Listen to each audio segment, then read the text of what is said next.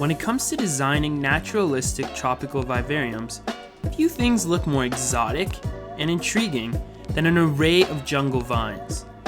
Following the easy steps in this tutorial will help you make your very own Terrarium Jungle Vines. Alright, to complete this project you're going to need some S1 silicone that doesn't contain mold inhibitors, a bit of burlap to create the vines, rubber gloves to keep that silicone off you, and whatever soil you want to use to make your vines. I'm using peat moss. So the first thing you're going to do is cut long strands of burlap. I like to make different lengths because the vines grow in different lengths.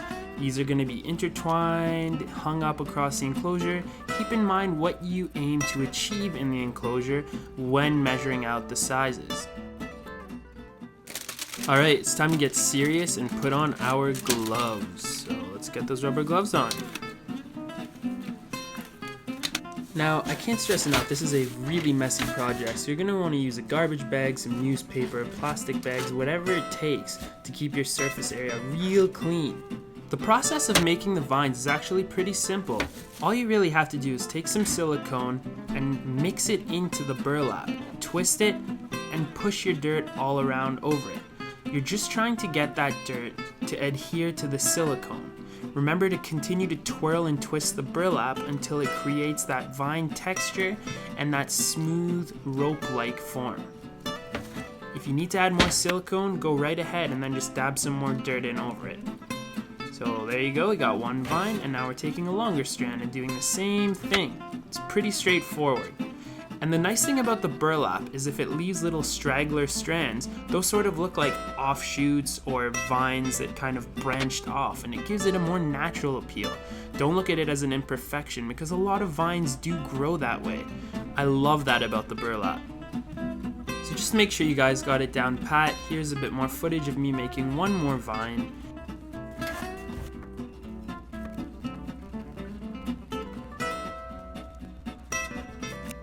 When you're done making the vines, by the way, you want to just set them down on a plastic bag or somewhere that they're not going to stick to too bad, and let them dry for a day or two.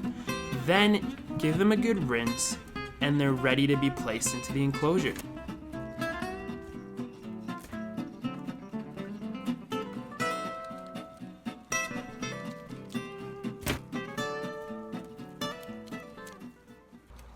The last thing you have to do is figure out how you want to attach the vines to different parts of the enclosure.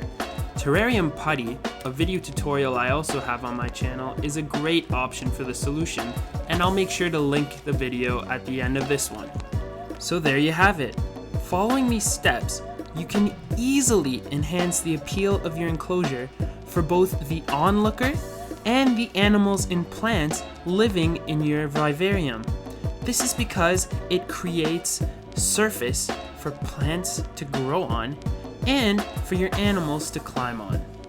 I hope you enjoyed and learned something from this video, and as always, don't forget to comment, rate, and subscribe.